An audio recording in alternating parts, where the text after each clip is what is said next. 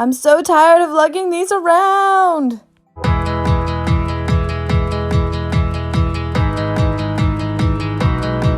Hey everybody, welcome back to the True North Life Homestead. My name is Jillian, and today we're going to talk a little bit about irrigation because it is stinking hot. We're in the middle of a heat wave here, and it has put us in a bit of a situation where I have to lug around a ton of watering cans all the time, and I'm getting tired of it. So today we're going to talk about how we're going to fix that and get a couple of things watered through this crazy heat wave. I'm going to keep my hat on because I am disgustingly sweaty. I apologize for that if you see the effects of that. But first, we've got to go out and get some tree saplings because our local conservation authority is giving out free saplings, and we're going to go and pick a bunch of those up. So let's go do that. Wow, they've only been open for an hour and it's already out and around the corner. That's amazing. Done. Okay, you can see we also had to bring in our little herb garden. I was going to plant it this week, but all of my plants was like, no, we're just gonna bolt because this is freaking hot outside. So I had to move everything inside. For those of you that are having problems growing coriander or cilantro, this stuff I actually had to bring inside pretty soon after. So you can see the color difference between the lemon balm and the coriander, and that's actually a really good sign. We don't want to see any super dark green foliage on our coriander because it actually does a lot better. It tells you it's no stunted growth if it has a little bit of a pale color to it, which is kind of neat. Also, it loves water, so I'm gonna go and give these guys some water and these guys some water before we move outside. All right, we're back outside and I'll show you guys a little bit about what we're doing for some of our irrigation, starting at the house. So right now we've got a timer on here, so it's set to go off for 20 minutes every 6 hours for our gardens, because our gardens are currently sitting at 30 degrees all day long and all night long. And I've got this hose that I have to cut down that's too long for this area, but it goes all the way down to our raised garden beds. And you can see my watering can right there because I brought it back over, but we'll go down there. Got them attached to a splitter. This one goes to my drip irrigation that goes through all the raised garden beds. And this one here, it goes all the way out to our berry patch, which is over there. And I'll take you over there in a second. Right now, our water pressure in our house isn't, stand up, never mind. Right now, our water pressure in our house isn't strong enough to be able to do both of these systems at the same time. So we're having somebody come in to look at that for us. But these things turn so that I can turn them off and on. So right now on the timer is our raised garden beds, and I have to come out and change this manually right now just to flick it on. But after we get that plumber out here, we'll be able hopefully to run them at the same time, which would be great. And while we walk over, I can show you guys that beautifulness that's come back up. Our peppers are looking much better than they were. This guy's actually come back too, so I can probably take all this dead stuff off of him now. Pretty good. But the habanero is a goner. That one's dead. Everything else looks great. So we're doing a little bit of work out here in the berry patch. We have some new mulch that's gone down, and we've had a couple of our first picks from here, which I'm super happy about.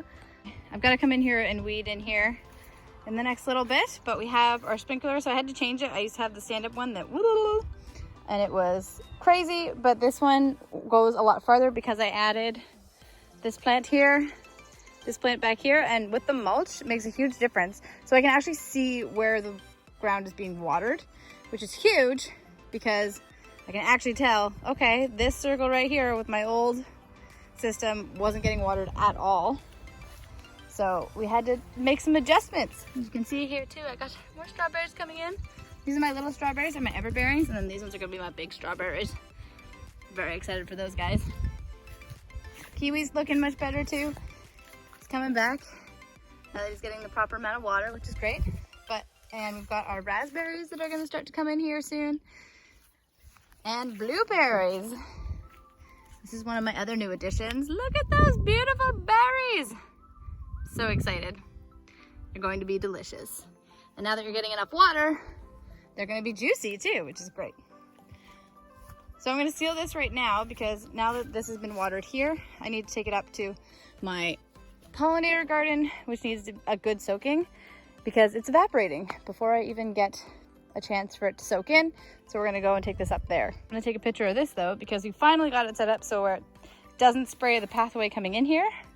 and only sprays all the plants. And I want to make sure it goes back in the right spot. Oh my gosh, I stinking love this hose.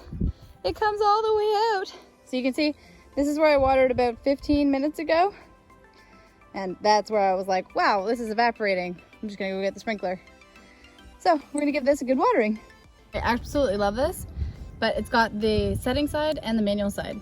So I'm just gonna turn this on so that our water is flowing to our sprinkler. There she goes. The wrong direction though, so we're gonna have to fix that up. All right, we got our little doohickey here going. Doing a great job, looks much better.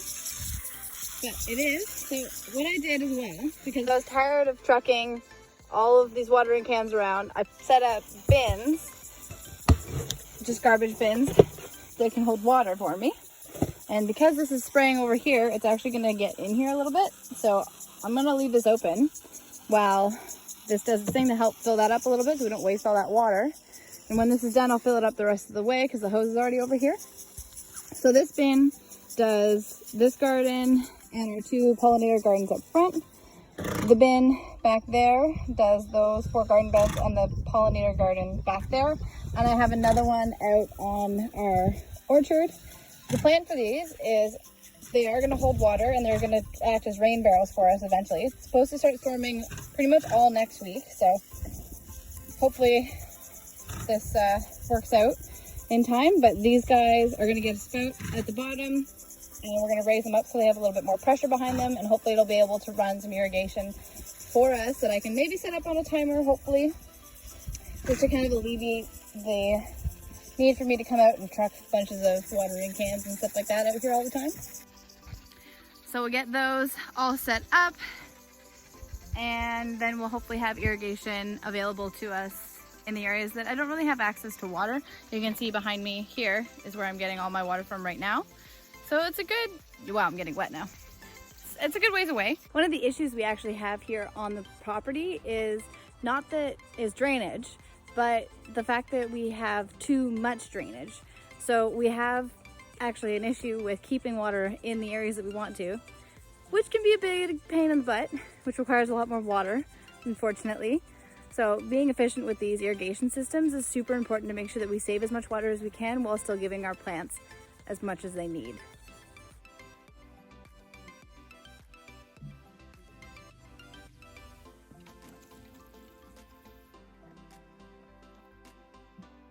So you guys can see here on our beautiful leaves, look how thirsty it is. So look at that folded leaf when they're looking for some water, and I do not blame them. It is hot out here. The Macintosh isn't as bad as our new Granny Smith, but he's still like, feed me or water me, do something. Come on, lady.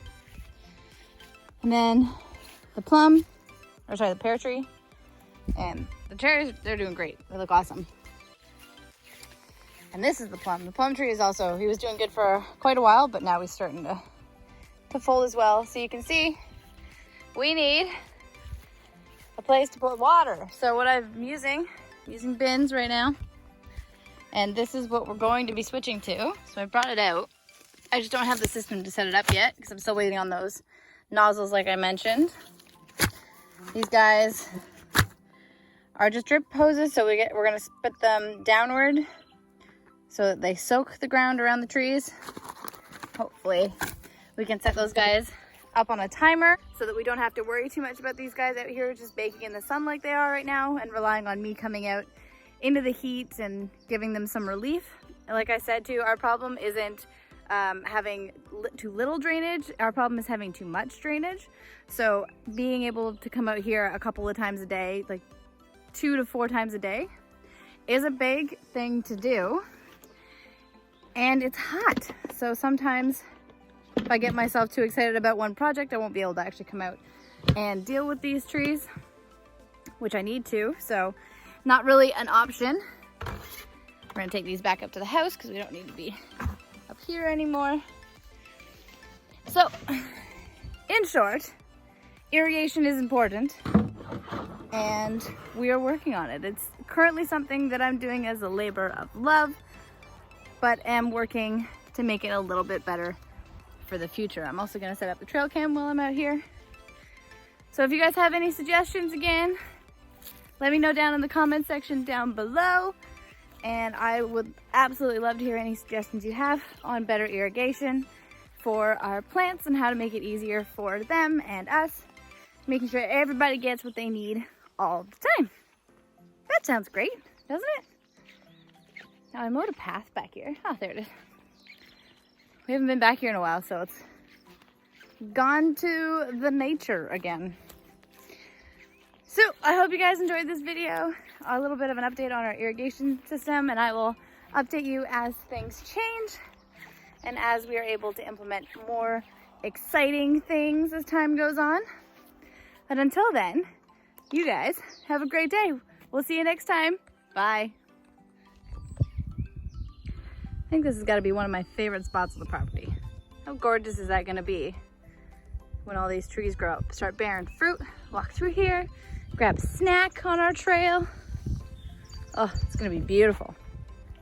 You and anybody following along on how our plants ended up faring after that crazy random temperature drop that we had, they're starting to come back. This one is my worst one, as I've shown a few of you. We're going to keep track of him over time and see what happens. He's kind of my most experimental one. Everybody else has at least one leaf, but that guy, he got hit pretty hard. These guys have new leaves coming in, so they're doing pretty good. Pretty good, pretty good. And the last box over here looks pretty good again. So we'll get there. We'll have some delayed fruiting and stuff like that, but they should pull through, which is great. But we'll keep an eye on that one over there. I'm pretty sure he's getting leaves back though. Oh, would you look at that? Bam, right there. Most people were saying, you know what, I think that one's trash. You may have to get rid of him. He's a persistent little bugger. Yay!